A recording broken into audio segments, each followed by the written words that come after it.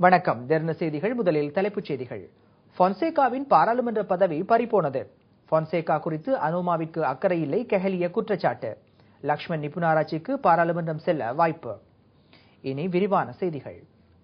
சிறை வைக்கப்பட்டுள்ள சரத் பொன்சேகாவின் பாராளுமன்ற உறுப்பினர் பதவி பறிபோயுள்ளது.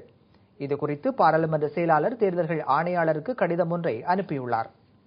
இலங்கையின் அரசியல் யாப்பின் பிரகாரம் சரத் பொன்சேகாவின் பாராளுமன்ற உறுப்பினர் பதவி பறிபோயுள்ளது என பாராளுமன்ற செயலாளர் தனது கடிதத்தில் குறிப்பிட்டுள்ளதாக தேர்தல்கள் செயலகம் குறிப்பிட்டுள்ளது. இந்நிலையில் குறித்த விடயம் தொடர்பில் பாராளுமன்றில் இன்றும் விவாதங்கள் இடம்பெற்றன. சரத் பொன்சேகா தொடர்பில் பாராளுமன்ற செயலாளர் தேர்தல்கள் ஆணையாளருக்கு அனுப்பியுள்ள கடிதம் செல்லுபடியற்றது என எதிர்க்கட்சித் தலைவர் ரணில் விக்ரமசிங்க சபையில் இன்று தெரிவித்தார். இதற்கு பதிலளித்த பதில் சபாநாயகர் பிரியங்கர ஜெயரத்ன பாராளுமன்ற செயலாளரின் கடிதம் அரசியல் யாப்புக்கு உட்பட்டது என பதிலளித்துள்ளார். இதேவேளை சரத் பொன்சேகா தொடர்பில் எடுக்கப்பட்டுள்ள தீர்மானம் தவறானது என ஜனநாயக தேசிய கூட்டமைப்பு தெரிவித்துள்ளது. இது தொடர்பில் எமக்கு கருத்து தெரிவித்த கூட்டமைப்பின் பிரதான செயலாளர் விஜித ஹேரத் இந்த தீர்மானம் குறித்து தமது சட்டத்தரணிகளூடாக பாராளுமன்ற செயலாளருக்கு தேர்தல்கள் செயலகத்திற்கும் கடிதம் மூலம் அறிவித்துள்ளதாக குறிப்பிட்டார். இது இவ்வாறிருக்க சரத் பொன்சேகாவின் பாராளுமன்ற உறுப்பினர் பதவி வெற்றிடமாகும் பட்சத்தில் அதற்கு ஜனநாயக கூட்டமைப்பின் சார்பில் போட்டியிட்ட லக்ஷ்மன் நிபுணராட்சி நியமிக்கப்படலாம் என எதிர்பார்க்கப்படுகிறது. பாராளுமன்றத்தில் உறுப்பினர் ஒருவருடைய பதவி வெற்றிடமாகும் பட்சத்தில் குறித்த பாராளுமன்ற உறுப்பினர் பிரதிநிதித்துவப்படுத்திய கட்சியிலிருந்து அவர் போட்டியிட்ட மாவட்டத்தில் அடுத்த நிலை விருப்பு வாக்குகளை பெற்றவரை கொண்டு அந்த வெற்றிடம் நிரப்பப்படும். இதன்படி சரத் பொன்சேகா போட்டியிட்ட கொழும்பு மாவட்டத்தில் ஜனநாயக தேசிய கூட்டமைப்பு சார்பில் சரத் பொன்சேகா மற்றும் சுனில் ஹந்துன்னெத்தி ஆகியோர் பாராளுமன்றத்திற்கு தெரிவானார்கள். இவர்களுக்கு அடுத்தபடியாக லக்ஷ்மன் நிபுணராட்சி 32,852 வாக்குகளை பெற்றுள்ளார். தேர்தல் சட்டத்தின்படி சரத் பொன்சேகாவின் பாராளுமன்ற வெற்றிடத்தை அவரை கொண்டே நிரப்ப முடியும் என தெரிவிக்கப்படுகிறது. ஷெல் கேஸ் நிறுவனத்திடம் காணப்படும் பங்குகளில் 51% அரசாங்கம் கொள்வனவு செய்ய திட்டமிட்டுள்ளது. இதற்கான அமைச்சரவை அனுமதி கிடைத்துள்ளது என அமைச்சரவை பேச்சாளர் கெஹலிய ரம்புக்வெல்ல தெரிவித்துள்ளார். இந்த பங்குகளை கொள்வனவு செய்வதற்கென 63 மில்லியன் அமெரிக்க டாலர்களை முதலீடு செய்ய அரசாங்கம் திட்டமிட்டுள்ளதாக அவர் தெரிவித்துள்ளார். அமைச்சரவை முடிவுகளை அறிவிக்கும் வாராந்த ஊடகவியலாளர் சந்திப்பின் போதே அவர் இதனை குறிப்பிட்டார். ஷெல் கேஸ் நிறுவனம் இலங்கையுடன் ஏற்படுத்திக் கொண்ட ஒப்பந்தத்தின்படி பல வருடங்களாக இலங்கையில் முதன்மை நிறுவனமாக செயற்பட்டு வருகின்றது. ஷெல் கேஸ் நிறுவனம் 1996ஆம் ஆண்டு தொடக்கம் இலங்கையில் தற்போது விற்பனை சேவையை ஆரம்பித்துள்ளது. இதனையடுத்து தொடர்ச்சியாக 5 வருடங்கள் கேஸ் விற்பனை சந்தையில் ஷெல் கேஸ் நிறுவனம் முதன்மை பெற்று விளங்குகிறது. இலங்கையுடன் ஏற்படுத்திக் கொண்ட ஒப்பந்தத்தின்படி இதுவரை நிறுவனத்தின் 49% பங்குகள் அரசாங்கத்திடமும் 51% பங்குகள் ஷெல் கேஸ் நிறுவனத்திடமும் காணப்பட்டது.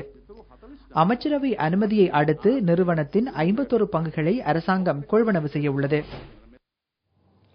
சிறை வைக்கப்பட்டுள்ள சரத் பொன்சேகாவை விடுதலை செய்வதற்கு தேவையான அனைத்து திட்டங்களையும் முன்னெடுக்க உள்ளதாக ஐக்கிய தேசிய கட்சி தெரிவித்துள்ளது. விசேட ஊடகவியலாளர் சந்திப்பு ஒன்றை ஏற்பாடு செய்திருந்த கட்சியின் பிரதி தலைவர் கரு ஜெயசூரிய மற்றும் கட்சியின் பொதுச் செயலாளர் திஸ்ஸ அத்தநாயக்க ஆகியோர் இதனை தெளிவுபடுத்தினர். ஜம்பர் ஒன்றை அணிந்து கொண்டு சாதாரண சிறை கைதியைப் போல அவர் அங்கு இருப்பதை பார்க்கும் போது நமக்கு மிகுந்த மனவேதனையாக இருக்கின்றது. சரத் பொன்சேகா என்பவர் நாட்டில் தீவிரவாதத்தை ஒழிக்க பாடுபட்ட நபர். சாதாரண ஒரு நபர் அல்ல. பழிவாங்கும் அரசியலாக இருக்கக்கூடாது. எதிர்க்கட்சி உறுப்பினர் என்ற வகையில் நாம் வாயை மூடிக்கொண்டு இருக்க முடியாது. இன்று நாடளாவிய ரீதியில் அதற்காகத்தான் சில நடவடிக்கைகளில் ஈடுபட்டுள்ளோம். மிகவும் சாதாரணமான கீழ்த்தரமான முறையில் நடத்தப்படும் ஜெனரல் சரத் பொன்சேகா விடுதலை செய்யப்பட வேண்டும், மன்னிப்பு கேட்கப்பட வேண்டும் என்று அரசு தெரிவிக்கின்றது. நாம் மிகவும் சாதாரண முறையில் மிகவும் கௌரவமான முறையில் அவரை விடுதலை செய்யுமாறு கேட்கிறோம். அவரின் விடுதலைக்காகத்தான் நாங்கள் பல நடவடிக்கைகளில் ஈடுபட்டிருக்கின்றோம். இதில் அரசியல் வேதம் கிடையாது, கட்சி வேதமும் கிடையாது. சரத் பொன்சேகாவிற்கு மன்னிப்பு வழங்குமாறு சரத் பொன்சேகா அல்லது அவர் சார்பானவர்களே கோரிக்கை விடுக்க முடியும் என அரசாங்கம் அறிவித்துள்ளது. கொழும்பில் இன்று இடம்பெற்ற அமைச்சரவை முடிவுகளை அறிவிக்கும் வாராந்த ஊடகவியலாளர் சந்திப்பில் கலந்து கொண்டு உரையாற்றிய அமைச்சரவை பேச்சாளர் கெஹலிய ரம்புக்வெல்ல இதனை தெரிவித்தார். இங்கு பிரச்சனை ஒன்று உள்ளது. சரத் பொன்சேகா சிறை வைக்கப்பட்டுள்ளார். பண மோசடி குறித்து ராணுவ நீதிமன்றம் வழங்கிய தீர்ப்பே அது. ராணுவ நீதிமன்றை தான் ஏற்றுக்கொள்ளப் போவதில்லை என சரத் பொன்சேகா அப்போதே குறிப்பிட்டார். எனினும் ஜெனரல் பன்னிவிட்டியவுக்கு எதிராக ராணுவ நீதிமன்றம் அமைக்கப்பட்டமை, அதற்கு நீதிபதிகளாக அவரே நியமித்த மூவர் தற்போதும் நியமிக்கப்பட்டனர். அதனை பொன்சேகா மறந்துவிட்டார். இரண்டாவது விடயம்தான் ரணில் விக்ரமசிங்க உள்ளிட்ட பலர் பொன்சேகா குறித்து கோரிக்கை விடுக்கின்றனர். அது அவர்களது அரசியல். ஆனால் குடும்ப உறுப்பினர்களுக்கு சந்தர்ப்பம் உள்ளது. நேர்மையான முறையில் கோரிக்கை விடுத்தால் ஜனாதிபதி அது தொடர்பில் பரிசீலித்து எடுக்கப்பட வேண்டிய முடிவுகளை எடுப்பார். உதாரணமாக ஒன்று சொன்னால், விஜயகுமார் துங்க அவர்கள் நக்சலைட் குற்றத்துடன் தொடர்புபட்டு சிறை வைக்கப்பட்ட போது சந்திரிகா குமாரதுங்க பல தடவைகள் ஜனாதிபதியிடம் மன்னிப்பு கோரியிருந்தார். நான் நம்புவதுதான் சந்திரிகா குமாரதுங்கவிற்கு விஜயகுமார் துங்க வேண்டப்பட்டவராக இருந்தார். இந்த சந்தர்ப்பத்தில் அனோமா பொன்சேகாவிற்கும் அவருடைய பிள்ளைகளுக்கும் வாய்ப்பு உள்ளது. அவர் கொடியை தூக்கி கொண்டு செல்வதை பார்க்கும் போது அனோமா பொன்சேகாவிற்கு சரத் பொன்சேகாவை விடுவிக்க விருப்பம் இல்லை என்றே நான் நம்புகின்றேன். அனோமா பொன்சேகா விருப்பம் இல்லை, அதனால் இயற்கையாக புரிந்து கொள்ள முடியும். வெளிப்படையாக சரத் பொன்சேகா வெளியில் வர அனோமா பொன்சேகாவிற்கு விருப்பமில்லை. யுத்தம் காரணமாக இடம்பெயர்ந்தவர்கள் தொடர்ந்தும் அவர்களுடைய சொந்த இடங்களில் மீள்குடியமர்த்தப்பட்டு வருகின்றனர். யாழ்ப்பாணம் பகுதியில் வசித்து வந்த சிலர் மீண்டும் அவர்களுடைய சொந்த இடங்களுக்கு செல்ல தயாராகி வருகின்றனர். இவ்வாறு 60 குடும்பங்கள் தமது சொந்த இடங்களுக்கு செல்ல தயாராகி வருகின்றனர். யுத்தம் காரணமாக இவர்கள் கடந்த 1983ஆம் ஆண்டு தொடக்கம் யாழ்ப்பாணத்தில் வசித்து வருவதுடன் மீண்டும் தங்களுடைய இடங்களுக்கு செல்ல விருப்பம் தெரிவித்துள்ளனர். இவர்கள் சேதமடைந்துள்ள யாழ் ரயில் நிலைய பகுதியில் வசித்து வருவதுடன் இவர்களுடைய காணி மற்றும் சொத்துக்கள் தொடர்பில் உரிமைகளை வழங்குவதற்கு அதிகாரிகள் நடவடிக்கை எடுத்து வருகின்றனர். இதன்படி இவர்களை விரைவில் அவர்களுடைய சொந்த இடங்களுக்கு மீளக்குடியமர்த்த நடவடிக்கை எடுப்பதாக வடமாகாண ஆளுநர் ஜெனரல் ஜி சந்திரசிறி குறிப்பிட்டுள்ளார். மட்டக்களப்பு மாவட்டத்தில் விசேட தேவையுள்ள மாணவர்களின் ஏற்பாட்டில் சர்வதேச ஆசிரியர் மற்றும் சிறுவர் தின நிகழ்வுகள் நேற்று நடைபெற்றன. மட்டக்களப்பு பொதுச்சந்தைக்கு முன்பாக பேரணி ஆரம்பமாகி தெய்வநாயக மண்டபம் வரை சென்றடைந்தது. இந்த பேரணியில் விசேட தேவையுள்ள மாணவர்கள் பதாதைகளை ஏந்தியதுடன் அவர்களின் பெற்றோர்கள் மற்றும் ஆசிரியர்களும் இதில் கலந்து கொண்டனர்.